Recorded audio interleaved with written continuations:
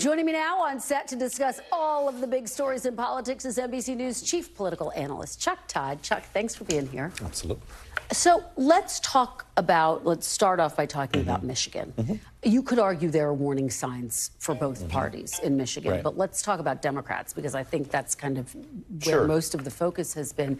You have these 100,000 uncommitted votes. You and I spoke about this earlier. You said you were watching to see if it got up to 30%. Didn't get that high, but still not insignificant. I think it really depends. If you portray it as 100,000 votes, it sounds more significant than if you say they didn't win a single delegate.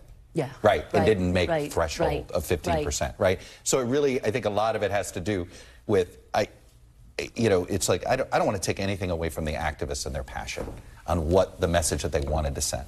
But if you're the Biden campaign and you're just looking at this through a political lens, this could have been a lot worse. This could have been, this was a free vote. Bernie Sanders' organization was helping. You had Beto O'Rourke. So I look at all of this sort of somewhat institutional support that the protesters got, including from at least one sort of news organization, and they still only got, So I think that to a certain community, this is really highly important. But I think it's contained as a political problem. This could have metastasized. This could have been, I sort of look at it the same way I look at the New Hampshire write-in effort. All the ingredients were there to really embarrass Biden. All the ingredients in Michigan were there to embarrass him. And just the opposite happened. They not only contained it in some ways, he showed far more strength than I expected. So that's, I'm trying to, I don't want to somehow say, oh, well, the protest movement, came up short. I just think there are certain people this might be a voting issue for, but it's a much smaller group of voters than I think many people realize. Yeah, and it didn't meet that 30% mark that you were well, that to me is because we've seen 20% in the past. This is a free vote. If you got into the 30s, that's a whole different story. Then you have a third of the party. This is why Nikki Haley being in the 30s is a much bigger deal to Donald Trump. I mean, how big of a deal are these numbers for Trump? How big of a warning sign in a general election? The fact that in some of these states, he's missing out on 40% of the voters. Well, and look, I think Trump actually should feel a little bit better about his performance in Michigan. I mean, she didn't get 40. In fact, she got under 30 this time. And to me, Michigan, again, talk about a state that was designed for her to do well in, right? Open primary, the rules were allowed. I actually think the Democrats who decided to stay voting in the Democratic primary probably hurt Haley a little bit. If you think about it, if she got the same amount of Democratic crossover into the Michigan Republican primary that she got in New Hampshire, my guess is she is in the high 30s or low 40s. But these are Republicans who already know he's going to be the nominee, who already know she can't win the nomination, who are still wanting to show up to the poll to vote against Trump.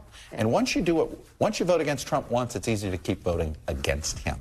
It's a little bit harder. So I think when you look at these two situations, it's not even a close call. Trump's got a much bigger problem than Biden. And going into this, I wasn't 100% sure.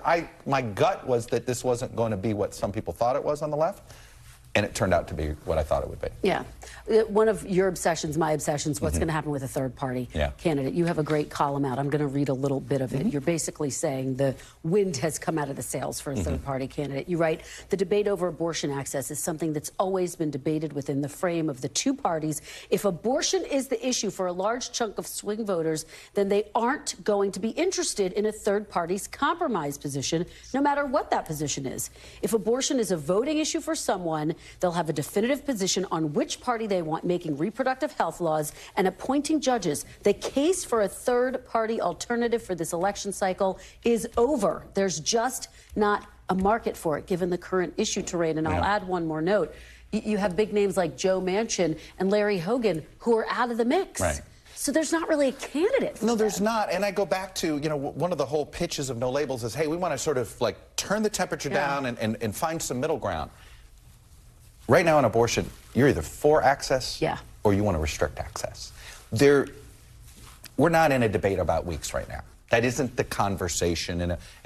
This is a different conversation. IVF has sort of brought that into the fold here. So right now, that's where if abortion was considered settled, sort of the way same-sex marriage is. And I know that certain advocates are worried that it could get revisited, but it's, for a lion's share of the electorate, it's settled.